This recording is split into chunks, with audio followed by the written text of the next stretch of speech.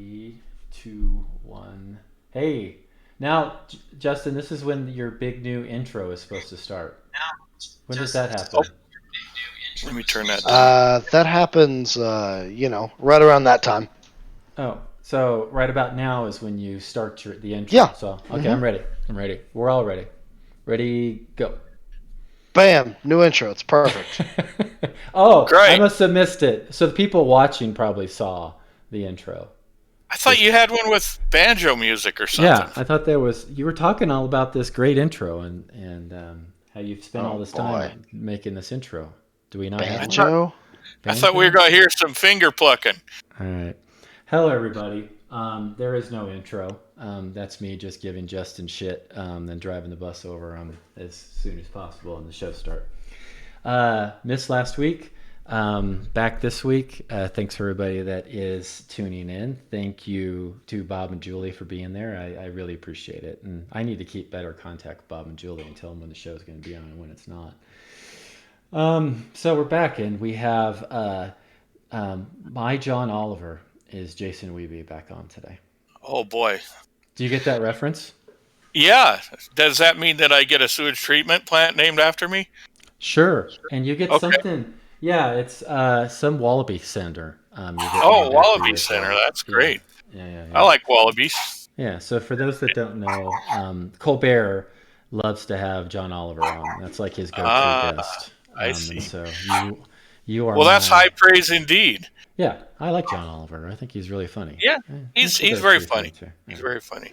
So today we're going to be painting a little bit. Hold on one second. Let me shut my door. We're going to be working on the sea giant. What do you think? Man, look at that guy. I know, and he is freaking huge. He is huge. I just ordered today. I ordered a Surfoy scale, so when we do the show, I can show off things at the appropriate scale. You just ordered one? I'm surprised you didn't have one already. I know, I know. So You actually had to order it, huh? They didn't just send you one. That's yeah. interesting. Well, yeah. So there is a normal Reaper figure. I forget which one this is. But yeah, that's his normal size. I mean, you could put him in his hand and he would hold him. So super awesome, cool sculpt, dude. This is sculpted by our guest today, Jason Wiebe.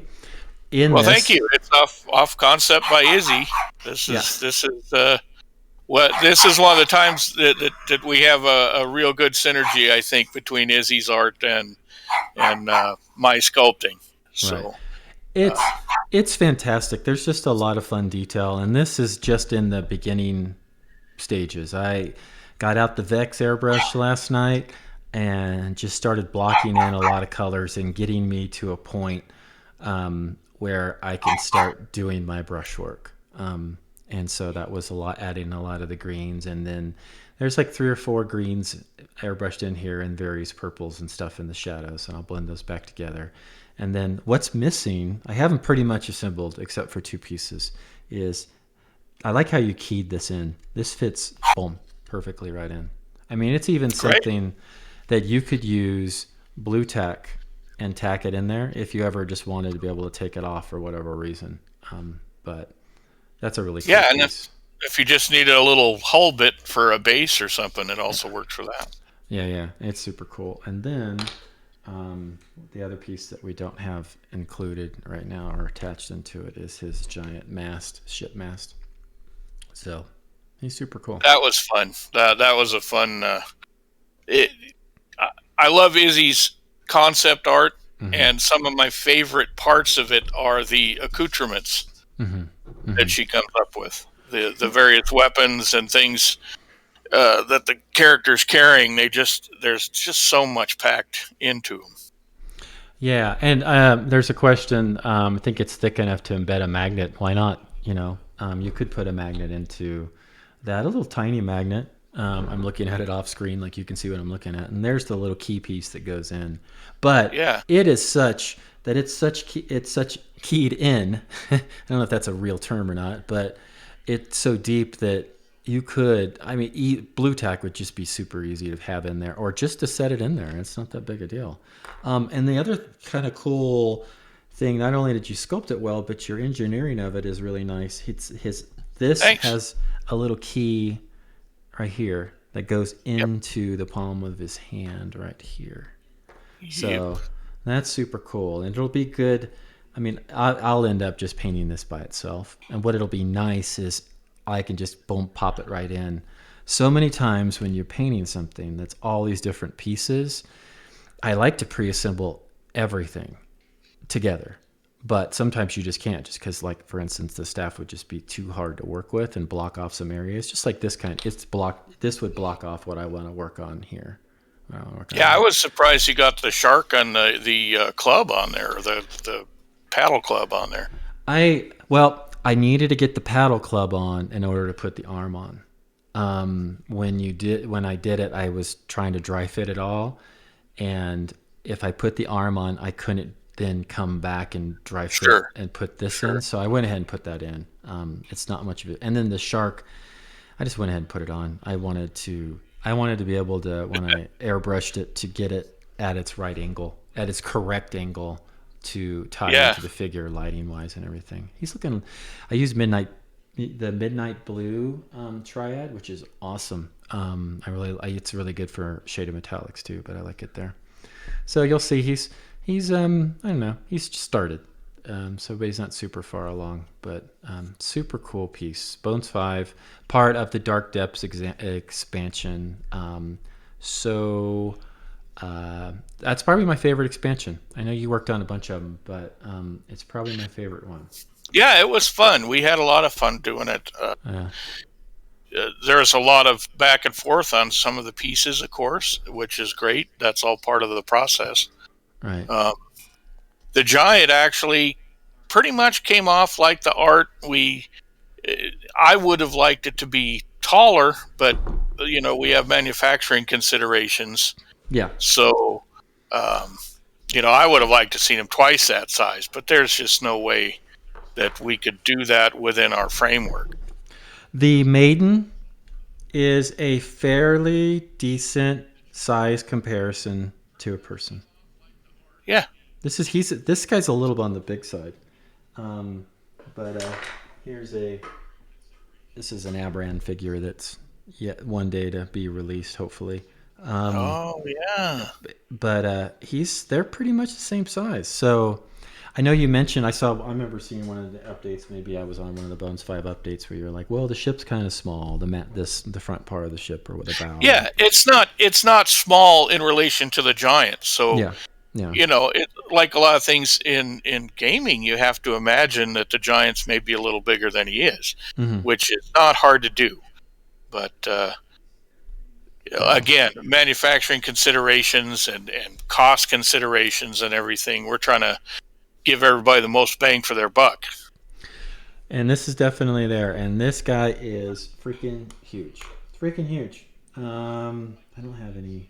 Anyways, so there's this guy, and that's what we're going to work on today. I wanted to, since you're on with me today, and thanks for being on. Thanks for having me. Last Tuesday I didn't do a show because work got in the way again, and that might happen more and more in the near future, just because it's our year end. Sure. And so things kind of pop up like that. But here is your I don't know, eye behemoth, or I don't know. Fathom Tyrant, I believe, is the official name. Fathom Tyrant. Yeah. So I have yet to take final photos of him, but I got to take the photos and send them off to Ron so they can be the final. He photos. turned out really good. I can't quite see the base from here from my monitor. How's the base look? The base is awesome. There is way too much detail in it. Yeah. After I painted this whole thing, I'm like, and I actually did, when I painted it, I played down the base a tiny bit. I picked out some of the skulls. There is just body parts and skulls and femurs and rib cages on top of other body parts and rib cages and femurs. I wanted it to I wanted this guy to really stand out more than anything, but this is such a fun piece. I mean, again, you're going crazy on these terrain pieces that are associated with things, and they could be their own little terrain piece. we're able to do some larger pieces now, and it's so hard to resist it. You know, Bob and Julie are over in the chat, and I've always kind of admired how they always put great bases on their thing, and now that we're able to produce larger scale things, some of the assignments I get, I can actually go to town a little bit on the base, instead of just having a flat pad. So I've been really enjoying the Bones experience as far as that goes. Those pirates, ghost pirates that Bob and Julie did, and I'm not going to pretend to know. We're going to try to remember who did what on what piece. They're just up in metal. I saw. I had to order some. Yeah. Print. And so if you guys have never got a copy of those, the metal ones, I do have a set of metal ones from back in the day when the Masters, and they're awesome. They're really good. Yeah, they're tremendous. Yeah. Oh, and then this, I don't think that's your profile pic. Oh, yeah. But he's done. He needs final pictures too, the Sea Dragon. So I'm showing off. I'm glad that you're on because I got a bunch of things of yours I can show off again. Yeah, great. Yeah. When the whole Dark Depths came out, there's a lot of cool stuff in there, and the Sea Giant I really love, and the I Dude is awesome. But this was the one that grabbed my attention. I think this was kind of the sleeper hit for me in the Dark Depths expansion. Was this guy? You and I have chatted and messaging about this, and I'm like, that reminds me of like old maps. Super old maps where they show the sea, the ocean, and the crazy monsters dancing around out in the ocean. He looks like he would be on one of those maps. Does that make sense? Yeah, it certainly does. Ron and I had actually talked about that years and years ago, how much we'd like to do that eventually. And of course, back then it was right when metal prices were starting to increase, and we kind of tabled the idea because it would have been just too expensive, to produce sea monsters. But again, now with Bones, the advent of Bones, we're able to do some sea monsters, and this was just a sea dragon. He wanted Ron asked me to do a sea dragon. My first one. I'll tell you the backstory. You want to hear the backstory? Please. Awesome. The first one I did was actually more patterned after the sea dragon fish. The very ornamental seahorse. Yeah. With little the kelp or whatever, the seaweed strands coming off it, and the whole thing. Cool. Yeah. It was cool, but it wasn't what he wanted, and it presented a lot of challenges in terms of being able to produce it as a miniature. With all those little bits hanging off it, and I tried to tie it together with some schools of fish and some various other things, but it just wasn't going to make it across the finish line the way it was. So it's not that we won't see that at some point in maybe a slightly different form, but as it turned out, we said, well, we want to do a sea dragon somehow, and so I was on a car trip with my wife, and I just started kind of sketching around on my tablet, because I take my tablet with me, and I came up with that, and I always liked that kind of undershot jaw look to dragons. So yeah, and he's got a nice. Okay, so I'm a big fan of closed mouth dragons. There's just not enough of them. So this is great. They're not always all crazy open mouth. He's just cruising along. And base again, awesome. So much cool stuff on the base. Nice little boat. Now, the final one's going to have a clear post. Yeah, that's what I understand. Yeah. Of course, I don't have a clear post right now. And then the ship and all the little starfishes are so awesome. Your barnacles, and by the way, I painted this first, of course, because it's done. Barnacles, and you continued on the barnacles right here too. Those, I don't know, the same barnacles, dude. You made a barnacle tool, didn't you? And yes, I did. I did make a barnacle tool when we started doing this whole expansion. I knew I'd be using it. I actually have, I think, 7 different barnacle tools. Yes. There is lots of variability with the barnacles. Yes, they're not all the same barnacle, but that's the kind of thing that you don't. It's sort of like a scale. One of the advantages of working digitally is you can make multiple copies of the same thing, of course. Mm-hmm. But then you also want to make enough copies that it doesn't seem like you're just stamping them out. Yeah. No, they don't look that way at all. They're all, if you can see, I kind of just have a little bit of color on them. Yeah, they're all different kinds. There's some that are 2 together, and then there's 3 different scales, different, yeah. So here's another starfish. Yeah. So. Well, my family and I spend a lot of time on the coast in Washington State and Oregon, sometimes even up into Canada. And I mean, these beaches aren't sandy beaches. They're rocky, and everything's covered in barnacles and starfish. And it's always been kind of a comforting thing to me to be able to put those on some of my sculpts. Yeah, growing up in Southern California, we used to go out and go to the tide pools when there were right.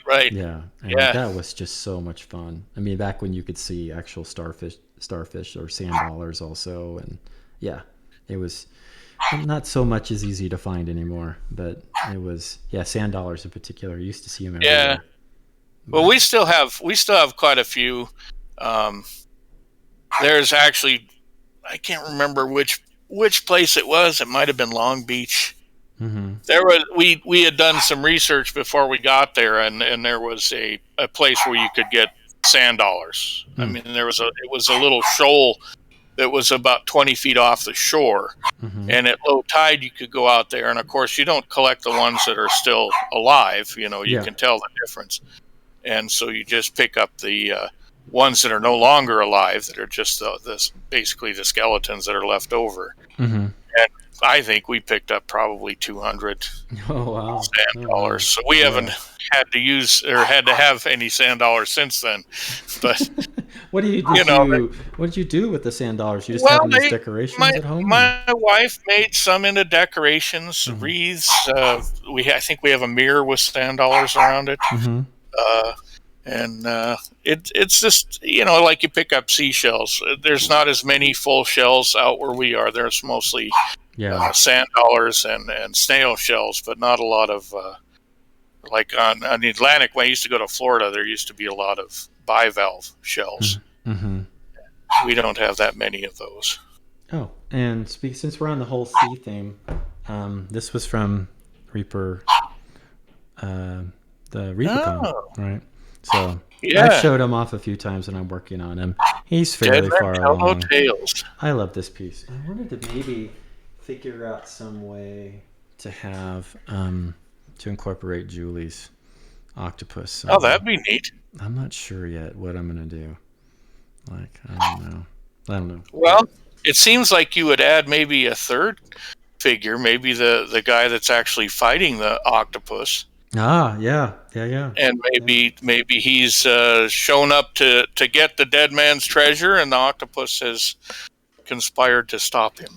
I'm going to have you write my narration for my dioramas. That'll help me.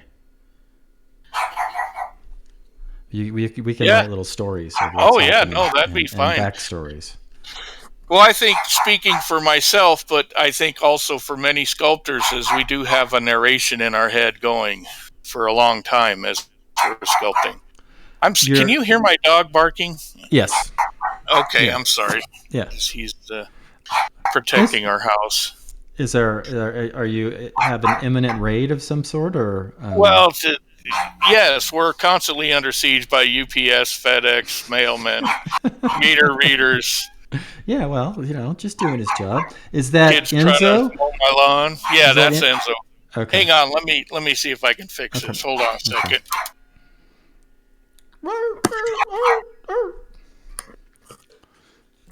I love it. I wouldn't change it for anything. Yeah. So I see Gene on. I see Vigo Peeps on. I saw Twisted Donut on. And there we go. Hiya, kids.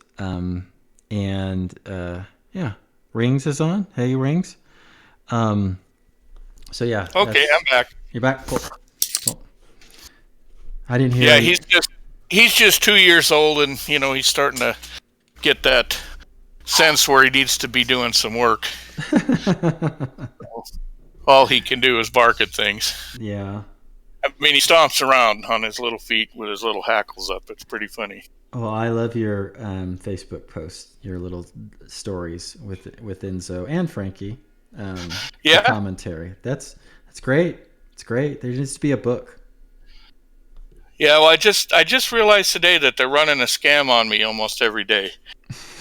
See, they get treats when they come in, right? When Mm-hmm. I let them out, and then they get treats for you call them and they come in and you give them a treat to reinforce that.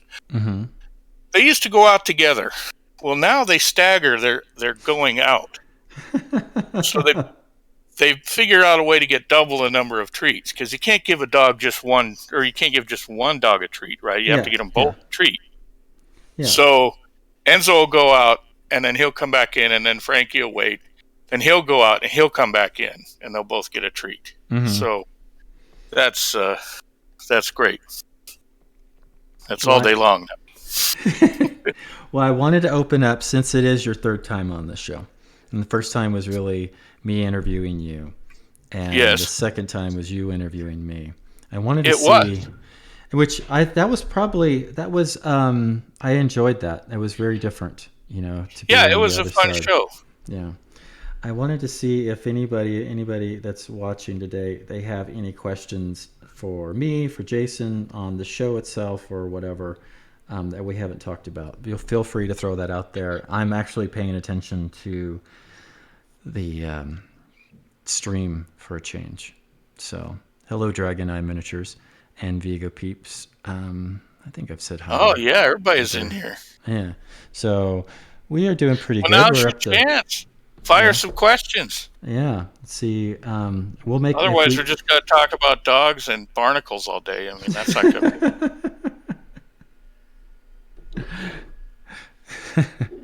So Justin, what do you have that's new with you? Well, as far as my personal life goes, not much. I mean, we're preparing to go to a pumpkin patch this next weekend. Oh, they have that open? Oh yeah, it's Texas. Everything's open. Okay, I didn't know. Yeah, pumpkin patch. Virtually everything, even bars at this point, I think. Oh well, stay away from the COVID. It's on its third wave right now, so stay safe. No, I think the pumpkin patch is fine because it's outside and I can kind of keep my distance from people. But we went this last weekend. We went to the drive-in, which I imagine that market of all the markets, those probably maybe even saw a resurgence of popularity. Right. Purely like during COVID, because what better way to watch a movie than to literally not actually interact with anyone else around you, right? And have literal metal walls between you.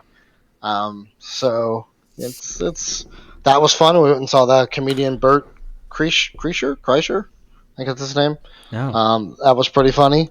Mm-hmm. And but that's about it. I mean, nothing else crazy going on.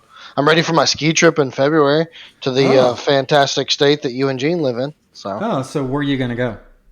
We're going to be in Aspen, which I realized Gene told me later that's like 2 hours away from you guys, so it's not like we could meet up conveniently. No, that's about as far as you can get from us. Yeah, it's pretty far. But you'll be flying into Denver, though. We can hook up with you when you get in. We're actually going to be flying into Aspen and paying more because apparently we've got these airline miles to do that. And so I'm not thrilled because I think I'm going to be on a really, really small plane, and I hate flying. Yep. You're gonna love that. Yeah. Oh no. Yeah.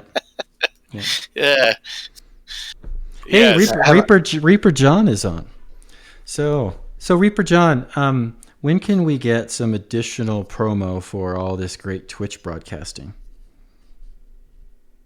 Just a question that I've been asked by some other folks. Some greater communication on when the shows are and when they're not going to be, and maybe who's going to be on and all that stuff as well.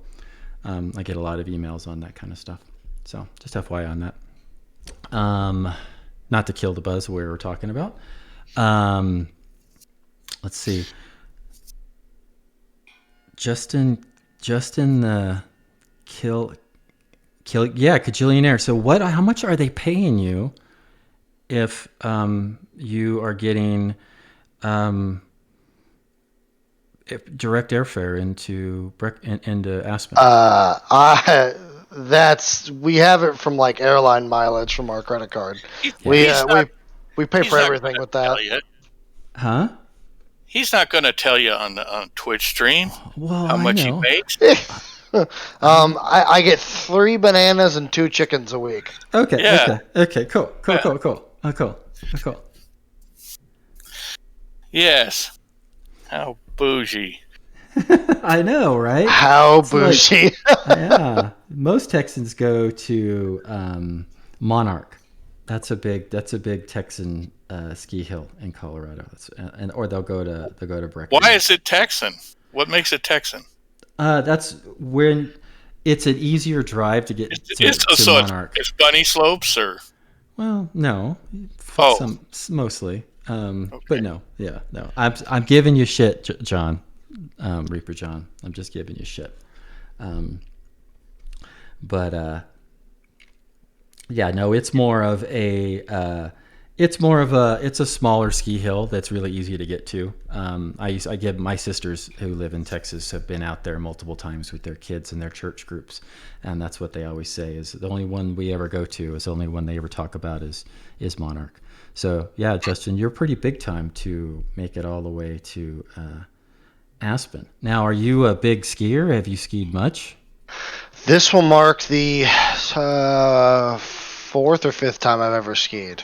Oh, wow. So that's not bad, really.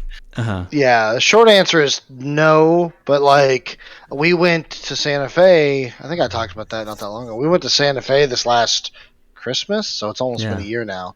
Yeah. And that was a lot of fun. I will say, though, Santa Fe is beautiful as a city. I love it. I love that city. I really do. What I didn't care for were the slopes. The one slope we went to was not very good. Was it steep, and I think it just was like, it felt like everything was on top of itself. And the lodge itself felt really, they didn't even have a fireplace in the lodge. And it was like, I don't know, it felt kind of lame, to be honest. Yeah. And all of the slopes, all of the like lower end slopes, basically crisscrossed with all the black slopes. I don't know if that's a common occurrence these days, but it can be. Yeah. So I forget the name of the place in Santa Fe. Yeah, it's not a big hill, so it's a little bit smaller. But so you're going to be you're going from that to Aspen. Aspen has 3 mountains. 3. There we go. See, I'd like to have. 3. Listen, left up to me, man. Yeah. I would stay. The most I would do is a blue, and realistically, I'm staying on all the really smooth coasting because I enjoy the ability to look around and hang out. I don't want to have to do a bunch of cutting in the snow to like slow down. And I'm also really large, so I build up momentum like pretty easily. So once I get going, there's not much that stops me other than trees or like, very hard surfaces.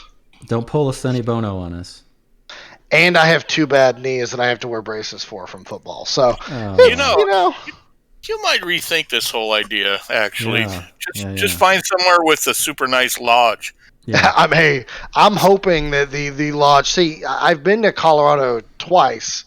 One was to Breckenridge, one was to Copper Mountain, Copper something. Yeah, Copper Mountain. That's where. Yeah, Copper Mountain. Yeah, that in Winter Park. And I loved Copper Mountain as a kid, and I liked Breckenridge. There was another one we went to one of those days. But anyway, I really love the skiing in Colorado over Keystone. I think it was Keystone, yeah. Yeah, no. Yeah, growing up in North Idaho, we did skiing as part of school. Oh, yeah? And so where did you go? We went up to Schweitzer Basin and Silver Mountain. It used to be called Jackass Ski Bowl back in the day, but it's Silver Mountain now. And then there's another one just north of us called 49 Degrees North. It's just a little tiny,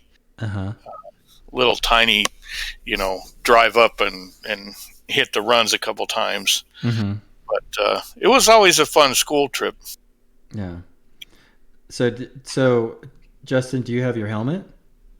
I've never worn a helmet while skiing. You probably should.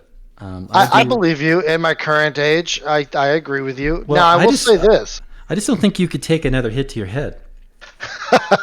Yeah, no, you're right. I definitely can't afford that. Yeah. Wouldn't want to be any more addled than I currently am. Right. I mean, not that I said that directly, but you did. You went there. Yeah. To be clear here, I have never. I have no idea what skiing in Aspen is like.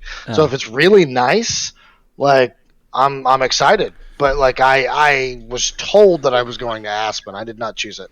Oh, no. It's beautiful. It is great mountains. Is it? It'll be great Okay. groomed. I mean, skiing is all about whether there's new fresh snow or not, right? So, yeah, it'll be great. It'll be awesome. It's a great mountain. They take good care of it. It's really nice, posh. I mean, the average median price for a house is well above $1 million in the town of Aspen itself. So it's that's nothing for Justin. I mean, yeah, he's like somebody said, Justin's a 1%er. So he can buy two. Yeah. Oh jeez. Why not? Yeah. Also, we're using McKaylee's parents' timeshare, so realistically, this. Hey, listen, I will be the first to admit that the family I'm marrying into is very much not like my own that I grew up with. Love my parents to death, but I grew up fairly poor. Yeah. And frugal. So frugal. Let's put it that way. Yeah. So the idea of a timeshare is kind of crazy to me too. Yeah, that's awesome. Play your cards right. Maybe they'll give you a helmet for Christmas. You know what, Jason? They've done similar stuff before. Yeah. They're the type of, and I can appreciate this. They're the type of parents-in-law that will give us practical things that we could use. They'll never give us things we actually want. Yeah. Yeah, I see. Zypho03. I don't know. Justin, can you see the XYLOPH? I think it's just xylophone. Xylophone. See, I can't. Yeah, I mostly snowboard. I skied a little bit. I was never that good, but I started snowboarding, and concussions come with the game. Michelle, my wife, when she was learning, she hit her head so hard that she lost vision and her left eye, I think, for the rest of the day. I'm like, you could see with your right eye still, right? let's go. We're here. No, I didn't do that. So I mean, when we were in Santa Fe, I only fell once, but like I feel like on skis, as long as I don't do crazy splits or anything, I brace for impact pretty well. I didn't hit my head, thankfully, but I do think I should wear a helmet. Also, what's your opinion on learning snowboarding at my current state? Well, you can see the camera right now, right? So with skiing, you just ski and you'll do your pizza stops, which I'm sure you still do all the time. That's a beginner thing. And you can kind of, if you're going to fall, you kind of just fall over. With snowboarding, you catch that edge and you're up 1 millisecond, and the next millisecond, you're down. It just catches you and slaps you down. Either it's face first or back first. Oh boy. However, I think the learning curve for skiing is like very gradual, and you get better and you get better and better. Snowboarding, you start here and you actually go down if it's possible, but then you come up you go down, and the bell curve comes up even faster than skiing, in my opinion. But if you're gonna go any snow sports, any mountain biking, anything like that, always wear a helmet. Always wear a helmet. It's just worth it. And I mean, even if you just go out there and you go skiing, it's not your ability per se, but it's somebody coming up from behind you that's out of control, or they might be in super control and you've made a change in direction that they weren't expecting, and they just blast you from behind. Helmets, please. That's my one. I fully expect it's my ability, 100%. Yeah. I am not good at skiing. Listen, I enjoy skiing. I am not good at it. No, we used to. I haven't been. I didn't go last year, of course, because of COVID, and even the year before that because we had moved and what have you. But I used to go. I would get 30, 35 days in a year. Get up and go in the morning, super early, hit first chair, ski for 4 or 5 hours, and then come home. We had a pass to Winter Park, mainly Mary Jane. I'd go up there and come back, and it was great. It was awesome. But yeah, I mean, Yeah, a helmet definitely, Justin, for the skiing portion, and if you learn to snowboard and whatever. But maybe a helmet for you most of the time might be a good idea. Yeah, I'm thinking hot tubs, walking Yeah. in between the lodge and the restaurant. Yeah. Thanks, All that guys. stuff. Yeah, I saw Greg Zuniga's on. So hey, Greg, how are you doing? We care about you, man. Yeah, we do, and then that's what. Hey, Max Dolls, we do care about you, Justin. We don't want you to come back any more brain damage than your current state. Definitely don't want to make it worse. I completely agree. Yeah, I mean, you can only work with what you have currently. You don't want to necessarily make it worse if you don't have to. Right? If I don't have to, sure. Yeah, I mean, like, if you can avoid it. Yeah. Now, what's your suggestion? How about this? When you get a chance, Proctor, why don't you send me a list of like really recommended ski gear, like goggles maybe that don't fog at all, if that's possible. Okay. There's a lot, but yeah, I'll do that. Make sure it's all really high end stuff too. Well, he's a 1%er. He's going to Aspen on a timeshare. He's flying in a private jet. He's making out his Christmas list right now. Yeah, his private jet, and I'll get you I'll send you a heated helmet and heated ski boots, and I don't want it to fog any goggles. Yeah, I'll put you together a list. I appreciate that. Also, unrelated, why don't you go ahead and buy them for me and have them shipped? I think you have the Reaper card. You can just put it towards the AV budget, right? Yeah, let me explain that one to Dave. I'm sure he'll get it. Well, if you get a GoPro. Yes. And do a stream. I've already got one of those. And you know what? I could do some actual videos if people wanted and post it in some other location, maybe on Discord or something for people, if they were actually interested in seeing some sort of updates. No, Trashorama said, think of it this way. Wear a helmet or come back as Collins 2.0. Hey-o! Whoa. Trash needs to start writing some content for the show. Poor guy doesn't even have a mic to defend himself. I know, but that Trash. That is the crow's nest wheelhouse right there. That's what the show is for. That's the spirit. That's bus driving at its best. So, Trash, you were already a honorary member of the bus crew, but you got your seats getting moved up from the back a little bit more forward. No one's touching that? No. Not with a 10-foot pole. I'm trying to think if they got a pair of Smith goggles with a GoPro built in. Oh, I have some Oakley goggles. I've always liked Oakleys. And those were. And you call me the 1%. Yeah, well, this is what I do. I mean, I've had those goggles, and yeah, I'm not a Texan coming here. I actually live here, where I can just drive up and go. I don't have access to an actual, personal chartered flight like you do. Man, he is settling scores left and right today, folks. I don't think you understand. I would rather be on a plane the size of Texas flying up there, because then you don't feel anything in the air. And let me tell you, I'm already going to have to work it up and go get a prescription for Xanax to fly. I hate flying. Have I told you guys how much I hate flying? Oh, yeah, and the airport into Aspen? This trip sounds better and better. I honestly think you need someone to go with you and just document it. I mean, between your knees and your back and your mental condition and your inability to take a plane flight, all that stuff, man, that just sounds like a whole ball of terrible wax. Yeah, Max, you're right. It is a short bus.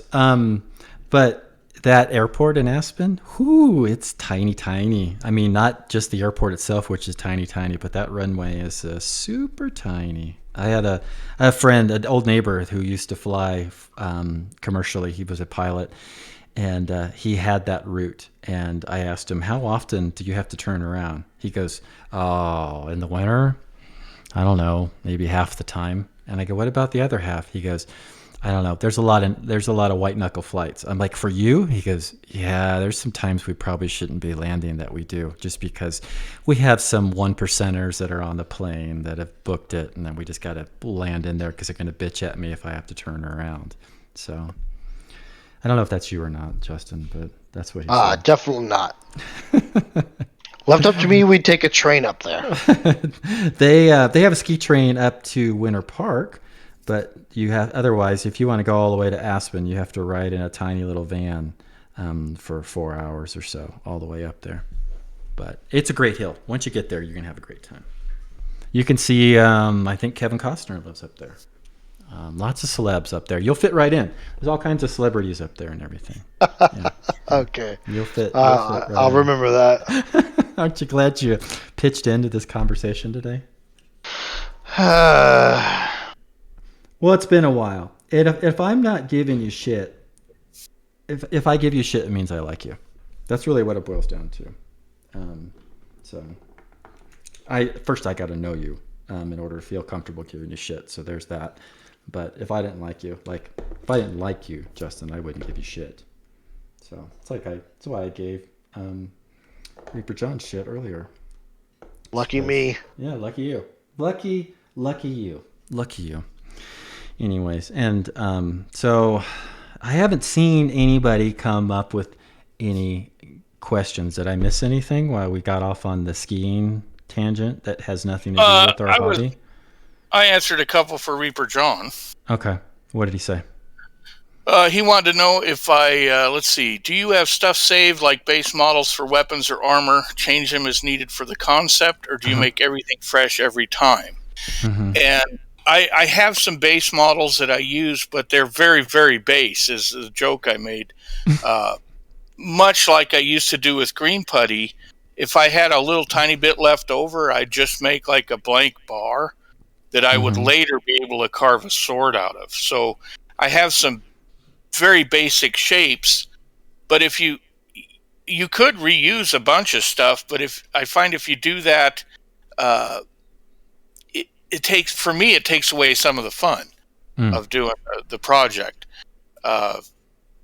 With the exception of if you're doing like a squad of things, military things or whatever, then it's good to have maybe a slightly more detailed backpack or sidearm. I'm working on some space fighters, I guess. I don't want to be too much more specific than that, but they're all supposed to be in the same squad. So obviously I make one thing and then usually repeat it for their laser blaster or whatever it is that I'm putting on there. That is one big advantage to digital sculpting. In the past, a lot of times we'd do one, we'd have to send it off, get a mold made, have it cast, like rifles, for instance, and then you'd get the caster to send you a dozen rifles for your soldiers. So I approach it pretty much the same way. Cool. Yeah, I mean, we are like this as we were talking about the barnacles earlier. I mean, you'd crafted up some various barnacles, but you said you had a ton of them. And then those were done, and you had your little barnacle tool. You could just sculpt a barnacle of barnacles. And that you could. Piece. Yeah, you could. But sell very well. I always find myself messing with them. I mean, it's basically you'll develop your barnacle, you'll stick it on the surface, but then you always go back and push it around and make it interesting. The whole thing is to make it interesting, and it ceases to become interesting if you use the same things. And you got to work it. You got to work it into the actual piece, right? And not just looks like it's stuck on. I see that with basing. People will I need to put a log here, and they'll just stick it on. But you really need to work it into the ground. I would assume that's a similar thing with sculpting. Yeah. Yeah. And John's got another question. A good example is hands. A lot of people I've talked to have hand base models saved. If I have a particularly difficult hand position I've worked on, I'll save that. There's a couple ways to approach hands. You could save base models, or you can make a model that you can actually adjust. I know a lot of people that have adjustable hand models, adjustable meshes with poly grouped out already. so it's very easy to pose them. I don't know if I answered his question. That was a wonderful answer. With polygroups is what John said. I'm sorry. So, well, okay. Yeah. I don't know. Stop busting my ass, Proctor. I'm your dad. I'm not busting your ass. I'm saying that's with polygroups. So thumbs up from John. John thinks it's a great idea. I was supporting you. I wasn't busting your ass. I'm like, he gets it. Thumbs up. I said most of the time I keep my thumb more next to my hand, but a thumbs up, I guess he meant okay, or Yeah, it depends where the thumb's going. That's right. Yes, and Twisted Doma, I do really, really, really like Justin. Wow. That wasn't uncomfortable, was it? No. I'm glad you got your hands above the table. Yeah, here they are. They're right here. Yeah. I don't want to get tubing. Yeah. So, what else you got going on, Jason? You've referenced some other miniatures that you're sculpting that are secret, right? Well, are those secret Reaper things, or are they something for something else? My biggest client by far is Reaper. Yeah. I do occasionally work for other companies because we are freelancers, and sometimes work is cyclical and you need something to fill in some of the gaps. Mm-hmm. So I've done some work here and there for Fortress Figures, which is also RBJ Games. Mm-hmm. I think Bobby's worked on those, and I do some work for board games every once in a while. Mm-hmm. I've done some work for Victoria Miniatures out of Australia, and some for North Star Miniatures on their Frostgrave stuff. So, Dark Sword. I've done Dark Sword, for Dark Sword. So I've got an awful lot of stuff for Dark Sword in the hopper right now. Again, I don't like to get too far ahead of my skis. Since we're talking about that. I don't want to get too far out on what I'm doing because of two reasons. First of all, it's still some of it's kind of protected, and the other reason is sometimes we don't know if a project's going to come to fruition or not. So we don't want to overpromise.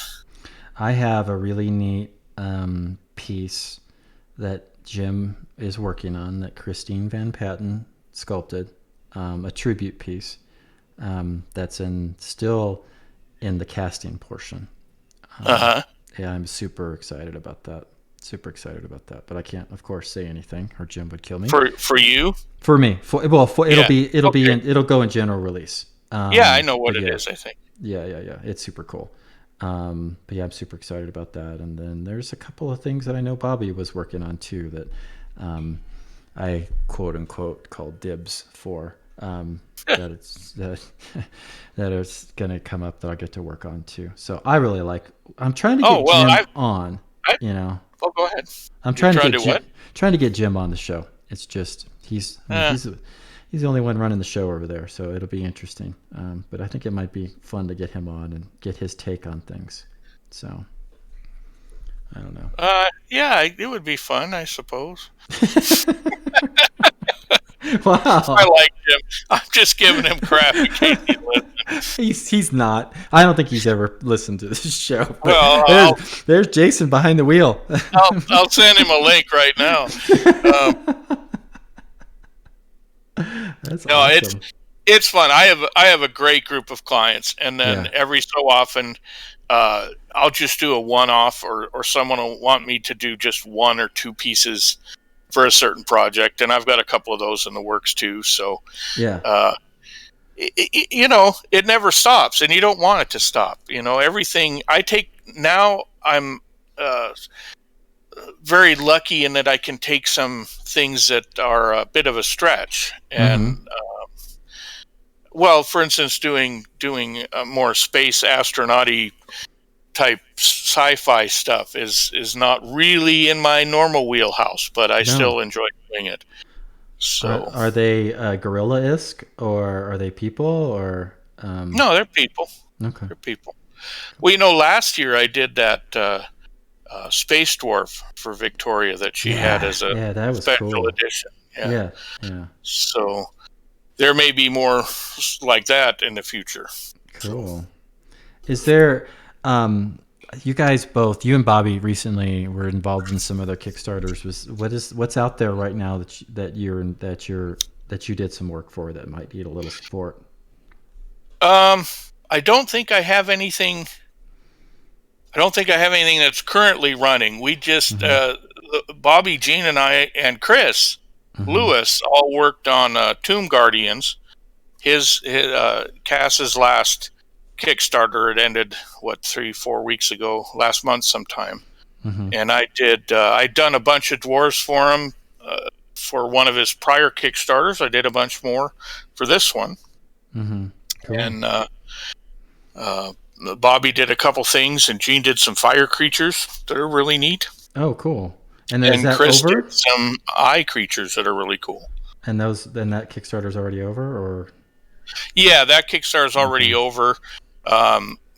Tomb Guardians, I'm sure if you go to the Tomb Guardians website, you can see them. You can see the prior things that are available. So he's got a pretty nice. Keith has also done some work for him, so he's got a pretty nice group of miniatures from his prior Kickstarters, because they all stay in print, right? So he keeps. Oh, I also did a dragon for him, so that's kind of neat. Oh yeah, maybe. Do you think I should get Pat Keith on the show? Yeah. Yeah. What do you think? You might want to do that. He's a decent sculptor. He's got a lot of stuff out there. He does. He's really running his own show right now. He put up he's got his own facility out in a little bit more of a rural area, and I guess it's going really well. I haven't talked to him very much, probably for the last month, but I see his stuff on Facebook, and it looks really good. I had him do some resin casting for me, just on a one-off kind of clever crow piece. And I think that was right when he was getting his casting pots set up for that. Yeah, he wanted to demo and try something out. So I was like, hey, go for this, So yeah, he did a great job. I've had some other people I've contracted before to do some stuff, and I wasn't really as satisfied with the results as I was with his. So he did really good work, and actually was delivered on what he said he was going to do, instead of giving a bunch of excuses. So that was super cool. But now Tom Mason, didn't he have some Kickstarter? I actually had mentioned that on our Reaper Errant. His Kickstarter is going, and it's called The Goblin Menace. And I don't know if we have a link, or if John has a link that he can.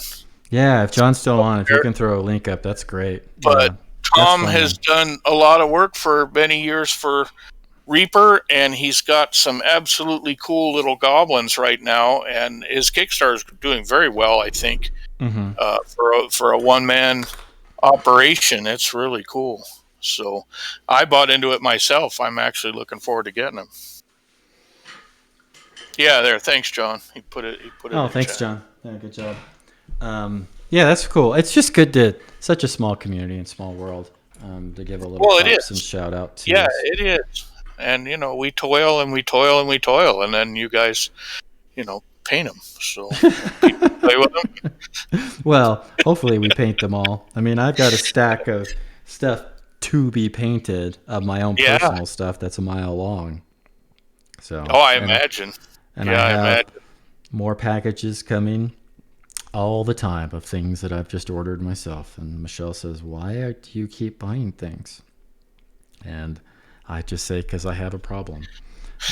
Well, that's a question for the ages, right? I mean, if you're like I am, you see something and you want to make it into something. I mean, I'm constantly just seeing things that I eventually need to sculpt. And obviously, now that I have cameras on my phone and I can do screenshots off Facebook and other social media, someone will put up just a silly meme about an owl, but the owl will be in such a great position that I'll save that and say, someday I'll be able to sculpt that. I was at Dallas Airport one time, and there was an insurance company that had put their current thing was an elephant that was, I believe it was balanced on a ball. It was an actual elephant, and they photoshopped him onto a ball like he was in a circus performer. But the way the elephant was really cool. And I've made a sculpt off that. I haven't ever produced it for anything, but at some point I will. Because it just caught me. It just caught me that I needed to sculpt it. So. Yes, Dragon Eye. I am under the impression too that I guess we're supposed to paint them. But do you, Jason? Do you collect? Do you buy any other miniatures that, like, you see something you're like, wow, I really like that? And I do. What's grabbed your attention lately? I look at Kickstarter a lot. I really like the artist Paul Bonner. So if he's involved in a project and there's miniatures that come out of that, very often I'll be into Paul Bonner's stuff. I like a lot of the stuff that you show that you've bought that are the one-offs and the big resin castings and the large things. Yeah, exactly like that. Yeah. This is the take on an old Rackham figure. Right.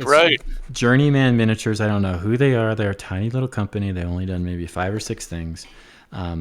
They're over in Europe. Mr. Lee's Miniatures is a site there you can order stuff from. That's where I ordered this from. I know nothing, no tie to them. But you're absolutely right. I mean, there's just... And so I had to have him. Had to have it right away.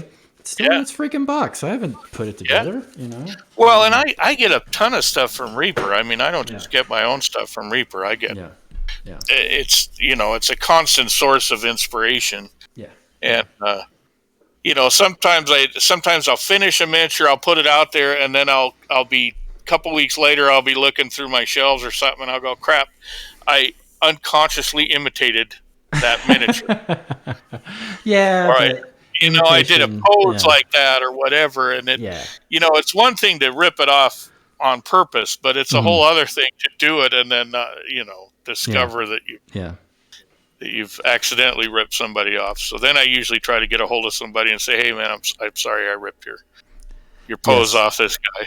This is the Sea Giant from the Kickstarter. That's the Sea Giant, yeah. This is the Sea Giant, and for those joining late, we're working on him. This is the staff mastiff,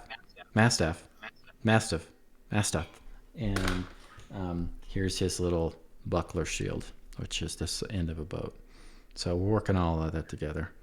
So just FYI. But yeah, I'm sorry to interrupt you. I'm trying to make more of an effort to pay attention to the questions. Sometimes people ask some good questions. Well, someone else I'd mention probably is Kaha Miniatures. I like the vision that sculptor had. I wish I could pronounce his first name, but I can't. I've always said Fancogne, but I'm sure it's wrong. Yeah. So you saw this little guy I posted up, right? Yeah, he sent me one of those. Did he? Yeah, he sent me one of those, yeah. Yeah. So there's this one, and then... it's a little Kong? Do you have the little Kong? He has a little Kong. Yeah. There's the Kong that I'm working on, too. And these are just for me. And he reached out to me because... I'll walk away like this is great TV, right? But he did this. He sculpted this Godzilla. And so I made this. I've had this for...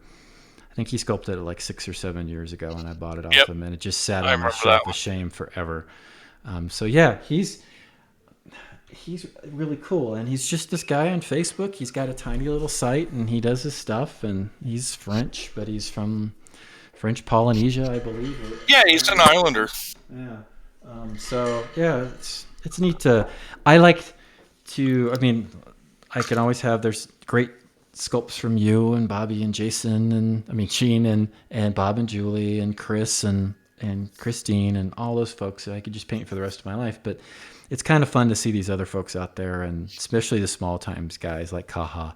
And it's like, oh, that's really just something different and neat. And something. Yeah, well, it's fun. Never, and it's like so many things, it never ends. There's always something that catches your eye. Always something new out there. And I just saw. I like to look at archaeology a lot, and I just saw a picture of a little tiny hedgehog that was carved out of mammoth ivory that they found in, I think it was France, and it was no bigger than maybe half a tomato, but and you could tell it was carved with very sharp flint tools, but it looked just like a hedgehog. I mean, it was obviously an interpretation, but you could. It's interesting because you're looking back through tens of thousands of years, at that artwork, and you're imagining if you were. Well, I imagine if I was that person, I'm looking down at in my hand and thinking, "Man, I've really accomplished something." And to think that they've just found that piece laying around, and there it is, and the art has predated or post-dated its artist by so long. I don't know if he signed it or she signed it. I don't know. Yeah. No, I think. Oh, and priming miniatures. If you zenithal prime them, does that count as painting? Why not? Sure. For me, it does. Yeah. I mean, that's all I do. I just zenithal everything. 2 colors. That's it. Yeah. Yeah. If that works for your game, I think that's awesome. Now on this sea giant, you have 2 underlying colors on what seems to be the base of the colored layer. On his skin, or his the rusty red and the orange, or the rusty red and the green. Sorry. Yeah. No, and that's orange and green basically. Did you put those on with the airbrush? Yeah. So the Reaper Vex airbrush. The fantastic Reaper Vex airbrush, and I'm away from the microphone. I was just going to grab it. Reaper Vex airbrush. For those that haven't done it, there's Aaron Lovejoy is doing a series right now. This will be week 4 next Saturday, so it's kind of at the end, where he's been doing a tutorial on every Saturday, and he sent me an invite, so I've been watching it, and I've learned a lot. I learned when I first started. Gene is the one that really, he knew about airbrushing. He really knew a shit ton about airbrushing, and so he started me off, and. That's a lot, isn't it? A shit ton? A metric shit ton. How about that? Oh, that's metric. Even more. See, that's even more. That's even more. And he gave me my first airbrush. So he was instrumental in getting me started. But then a couple fumbling years down the road, I took a weekend class with Aaron, and it really helped level up my game. But yeah, back to him. I blocked him out. I started with the greens first because I wanted to get a good, what I was believable as a sea giant. So they're in the water all the time, and they're going to be modded and grungy and kind of oozy and icky is what I was kind of thinking, especially with his tentacle chin. So I wanted him to look a little like that. And then the color theory basically was I wanted to have his smock to be a little contrasty, so a little more orangey. So it'll be orangey, browny, tanny kind of. And there'll be greens and purples and reds and everything mixed in to this as well. So right now, during the show, it's always hard to get super fine detail painting while I'm talking and goofing around. Sure. I'll just block out all the ropes, and the ropes will be a little bit. I'm kind of playing around where I want them to go. I may end up bailing on a yellow rope and go more towards like a dusky skin, that color. Yeah, for the sure. rope It's itself, underwater, or it was underwater for a long time. Yeah. Can't imagine they're in beautiful shape. Yeah, so it'll be something more like that as well. But it's just really trying to each layer, do you have an opportunity to throw a little more contrast in, and then to tie your barnacles, which has got a lot of references today, back into his flesh a little bit. Is he part barnacle? Because he's got a lot of barnacles on him as well. And do we want to talk about that he has crabs? I don't know exactly. I'm going to reference that he has crabs, but we're not going to. I go like there. all my miniatures to tell a story. Yeah. He's got a lot of stories. You can look just by scanning over him. You could see that he might have a lot of stories. You never really know. Like there. So I haven't. That's Is that one you added? No. no. This was out of your They brain. must have put it on at the factory. Yeah, because you wouldn't have sculpted that, would you? No, it probably came off the base and was floating around in the mold. Yeah, that's what happened. Yeah, but that's what was fun, and this is you do this, and you all do this. There's fun as you start painting the piece. So I pretty much prepped him, cleaned him, dry fit him together, then glued him, and then primed him and cleaned him up a little bit more, reprimed him again, and then was airbrushing and got pretty much done with airbrushing. I was like, oh crap, I need to work underneath. And you always, there's what's fun is when you find something you didn't see, until you start working on it. And I believe that when you guys sculpt this stuff, when we start painting things, we like, oh, this is me. This miniature's really neat. I want to buy this and I want to paint this miniature. But you don't really know the whole miniature until you actually start putting paint on it. You find these little details of things that it's like, holy crap, that's really cool that he added that. That's really crap. Yeah, that's really cool. Well, and I've said this so many times, and so forgive me if I'm saying it again, but I'm gonna. The coolest thing about our hobby, our end of the world, I think, is the collaboration that takes place all the way through the process. Yeah. And so if you have the maximum number of people working on it and you have the maximum input, you get an art director like Ron, you get a concept artist like Izzy. We get to sculpt it. Very often there's another layer of art done by the mold makers or the printers now. That's that's another bunch of tricks. And then it comes out, it's marketed by whoever markets it, and then it's finally painted. And so we're cognizant of us being just a part of the process, and it's always a kick to see things painted, because that's sort of the end result of the collaboration.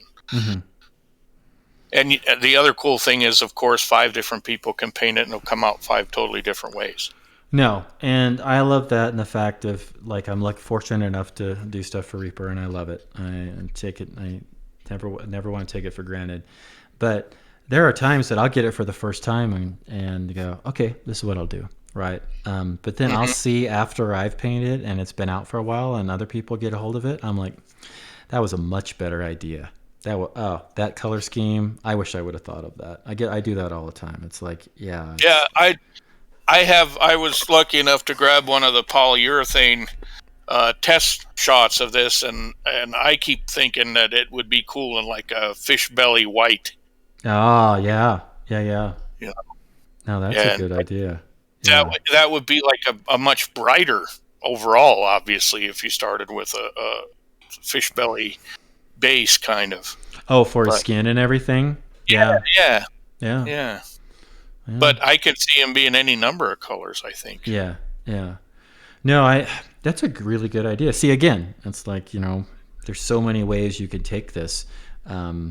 It's hard to, you just got to pick your path and keep going. Yeah. Well, I only own like 3 paints, and one of them happens to be fish belly white. Fish belly white. I heard that was a popular color, but it got discontinued. That changes. Yeah. You cut down the number of paint you have, it kind of limits your options, but you get really good at those 3 colors. Well, that's my painting philosophy. Well, yeah, if you only have 3 colors to choose from, then you're gonna really know those colors. You're gonna be able to apply those inside and out. Make them sing for you. Yeah, exactly. How was? Did you enjoy D&D last Friday night? I did. Reaper Errant with Frank at Nightheart Gaming. I did. Plug. Yeah. I had a great time. I mean, I think Gene and Bobby's characters got the majority of the spotlight on that one, because of their wonderful actions. Everybody should go and watch the last Reaper Errant, by the way, because some things happened that were just amazing that you'll just can't even imagine. I will add that the kills were by both of them, the most creative kills that we've had. Yeah, that was spectacular. Yeah, yeah. Especially, I don't know if I could say especially to either one, but Goosenecks, which is Gene's character. Yes.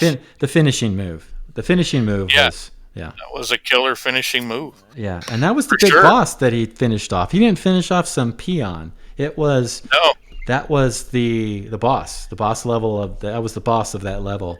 And we had already hit that thing with energy bolts and holy lightning and your magic arrow, and I believe Gooseneck had already taken a swipe at him, and he was still standing. So something had to happen, I think. Yeah. All right, guys. Well, don't want to be a party pooper, but it is 5:20, so just want to give you Justin's making us get off the air. I'm not actually. You guys are welcome to keep going. You didn't want to be, but you are. De facto party pooper. No, you guys are welcome to keep going. No. You've ruined the flow. You already ruined the flow. You need that helmet for skiing, pal. Just wait. Yeah. You're lucky that we're in pandemic now, because I'd teach you how to put a helmet on. We'd show you. Right. Damn it. Damn. Now we know where your weaknesses are. All right. So we're at the end of the show. Jason, thanks for being on. Thanks for being my John Oliver this week. Thanks. It's a blast. It's always a good time. I always like seeing all the comments in chat. I'm sorry I don't respond to them all, but most of the time I'm just enthralled by your dulcet tones. Well, I hope the show was somewhat enjoyable today. And if you got run over by the bus, know that you deserved it, and that we love you, because Justin got run over the most. It's the love bus. It is the love bus. So anyways, you got somebody for us to raid, Justin? Yes, actually, we're going to be raiding Anne. Oh, cool. Painting. This is her own Painting Big Twitch stream, right? Correct. Cool. Is she already on? She is, it looks like. All right, let's drop the bomb on her. All right. Thank you guys for coming out. Thank you very much. Keep being awesome. Thanks again, Wiebe, for hanging out with us today. And Proctor, thanks for having me. Thank you as always for doing the show. You're welcome. He's just such an inspiration, this guy. Yeah. Oh gosh. That bus. I feel it coming. I feel it coming from around the bend somewhere. It's all right. Yeah. Just around the river bend. All right, guys. Hey, thank you very much. Have a great rest of y'all's day. Hey, y'all be safe. Don't be like Justin, and make sure you wear your helmets. Yeah. Take care, everybody. All right. Bye-bye. All right.